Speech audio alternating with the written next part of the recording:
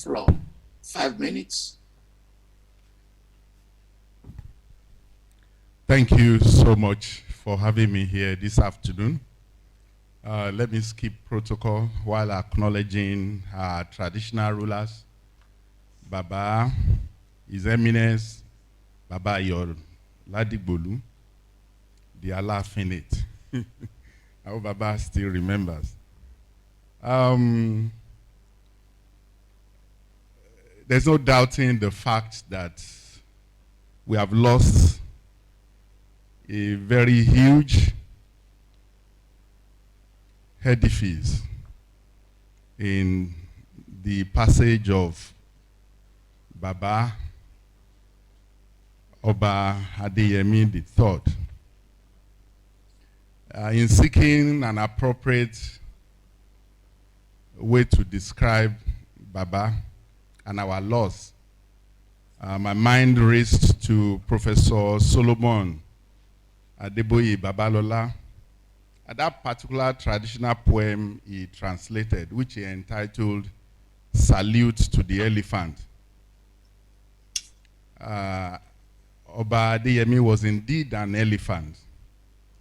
And you will know, you recollect that people say that there are so many parts of an elephant, wherever you stand, that's how you'll be able to describe the elephant. Yes, Oba Adeyemi didn't have a huge physique, but he had a massive structure in culture, arts, language, aesthetics, and so many others. So whatever part of him you encounter, you were sure to have a mouthful of his awesome features. So as the organizers have done with the themes of this conference, so many, I want to tease out just a tiny part of this elephant. And I've chosen Oba Lamidi Adeyemi's politics. That topic itself looks like an equivocation. A traditional ruler is expected to be apolitical. And so why would we be talking about Oba Adeyemi's politics? We should realize my own submission in that regard is that every traditional ruler strikes a covenant with these people at his installation. And that covenant is all about the development of their domains. Politics is a means of developing domains. And so you could not divorce a traditional ruler from politics. We'll recollect that the father of the Alaafin, as Alaafin Adeyemi, went through several travels in the First Republic politics until 1954 when he was deposed. He was alleged to be supporting the NCNC, and the action group didn't take kindly to that. You also recollect that he had a spat with the deputy leader of the action group, Chief Bode Thomas. By the way, Kabiyesi Alaafin confirmed to me that indeed that spat was genuine, and that aspect of mo sobelo, mo wukolo, mo gulo, that it was real. And so you also recollect that there was a crisis in Oyo where 5 NCNC members were killed, allegedly by some ageist stalwarts. And now those 5 people were sentenced to death. A panel was set up by the Western Region government, headed by Lloyd, which freed Oba Adeyemi Adediran of complicity in the crisis. But Chief F.R.A. Williams, who was the Attorney General of the Western Region, refused to publish the white paper of the report, and subsequently Alaafin Adeyemi was banished to the mosquito-infested 33 Egerton Lane in the Lekki area of Lagos.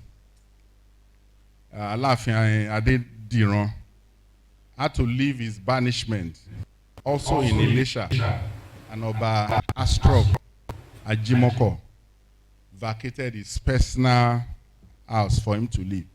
In my personal encounters with Oba Adeyemi III, whenever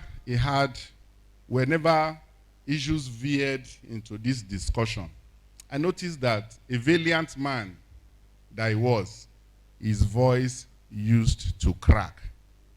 One day he told me, he said, my father suffered. He really suffered. A whole Alaafin was banished to a mosquito-infested apartment. So in using this scenario I just told you, I want to look at the politics of Oba Adeyemi. First, there was a trajectory of his growth. In 1970, when he was appointed the Alaafin by Colonel Robert Adedayo to succeed Alaafin Gbadigeshin Ladigbolu, he was just a 32-year-old young man. Dashing young man with energy, limitations, and foibles of youth. Oba Adeyemi, in company with Adeseun Ogundoyin of Erua, Baba Aziz Arishekola, Oyinbo ni Toyota, graced the dance halls of the time. Ebenezer Obey, Sonny Ade, and all those musicians used to sing their praises. However, Colonel Adebayo should be the only military governor, administrator, or even civilian governor that Oba Adeyemi did not had a clash with. Some people have said that Oba Adeyemi, even during the time of peace, was always seeking war, just like Shango, his ancestor. But he was strategic in his war. Don't forget that the action group that transmuted to UPN never liked him. They, in fact, never wanted him to be Alaafin. So, it could be said to have taken his time in that trajectory, in that growth to the office of the Alaafin. And in 1979, he did not support the UPN. In fact, he supported MKO Abiola against the presidency of whoever that wanted to come on the throne that time. He didn't support Shagari initially. It was MKO Abiola, but eventually had to support Shagari. But he told me the story of how he became friends with Chief Bolaige, who became governor in 1979. It was apparently Chief Bolaige came with a determined mind to fight him.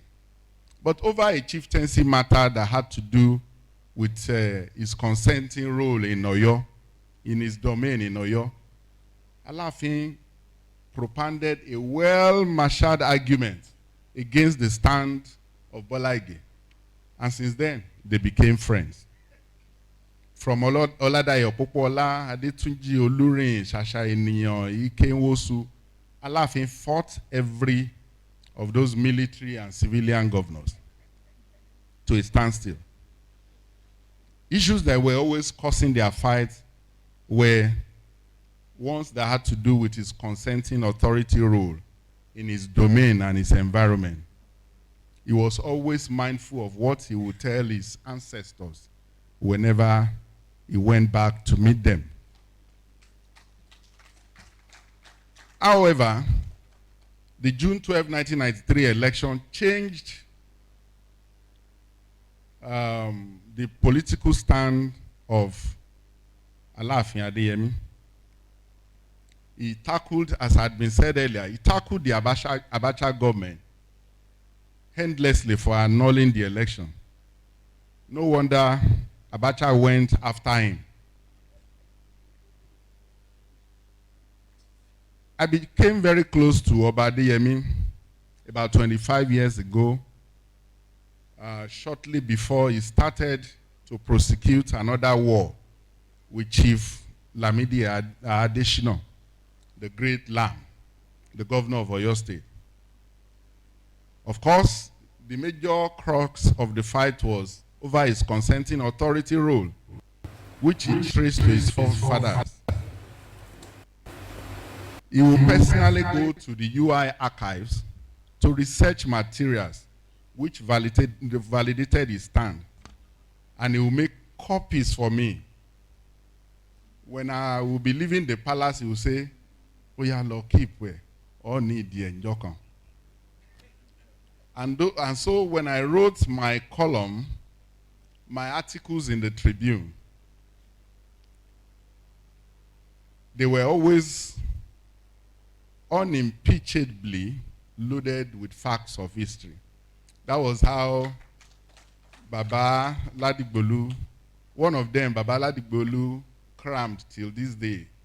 And he'll say, the Alaafin it.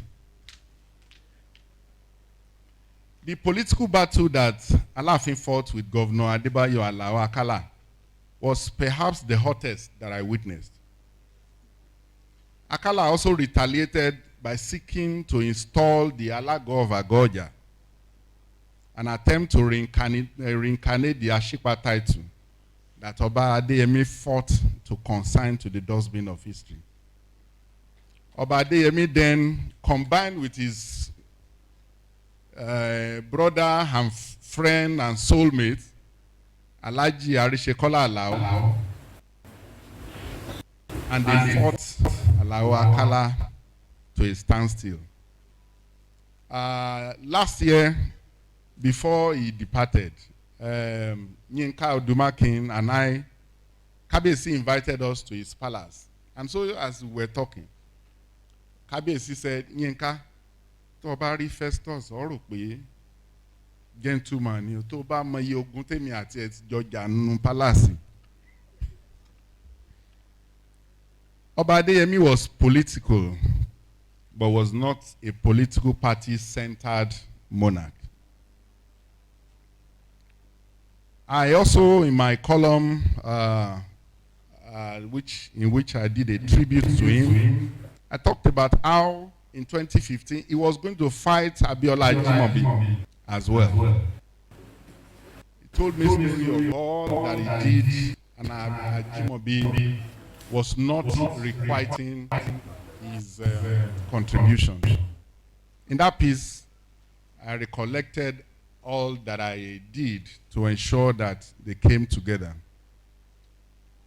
When one of the things he told me was that, which I also found out on my own, was during the 2011 election, not only did Kabiyesi sell his personal property to prosecute the Ajimobi election, Ajimobi confirmed to me that Kabiyesi is tán fún wa ni. In fact, Alao Akala would have dethroned him if he had a second term, rather. When I told Kabiyesi, he laughed. On the day of the election in 2011, he kept on calling me to ask what the results were. And he was saying his late personal aide, Prince Feintola, to confirm the results from me. At the time, he told his aides and said, "Eso tó fún mi. Are you sure Ajimobi was winning?" It was later I found out that Kabiyesi probably would have done what great men did if Ajimobi had lost that election.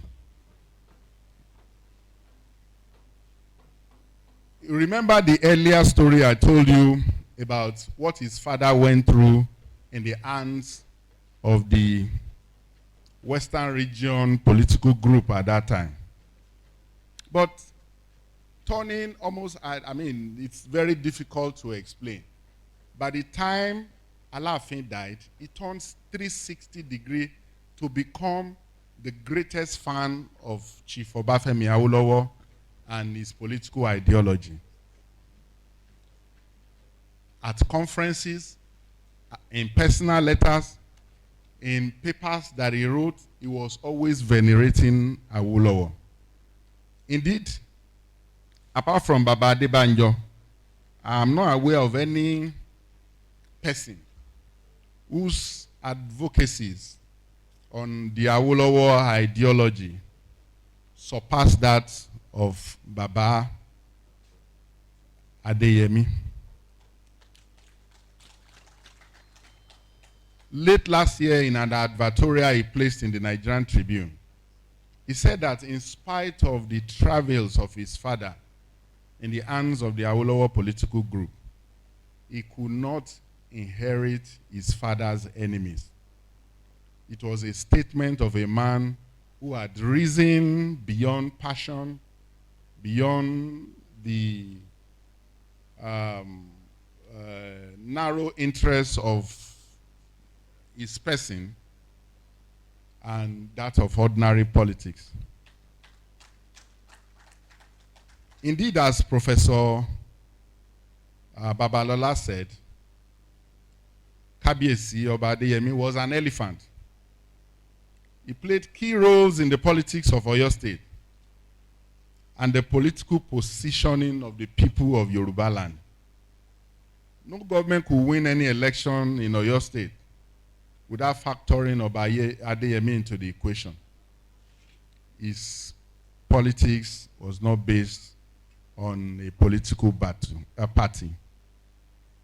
While ending this submission, Professor Falola asked us for a takeaway. My takeaway from this conference would be, yes, it could look like a clone of earlier submissions, but we must recreate another Alaafin in his successor. We may not, at the beginning, be able to recreate that elephant, that Ajanaku status that he achieved in his lifetime. But if we are not able to have Oba Adeyemi at the time he departed, we must have his exact replica. The exact replica of his brain, of his love for Yoruba land, of his depth and rigor. It is then that we would really say that the elephant has not died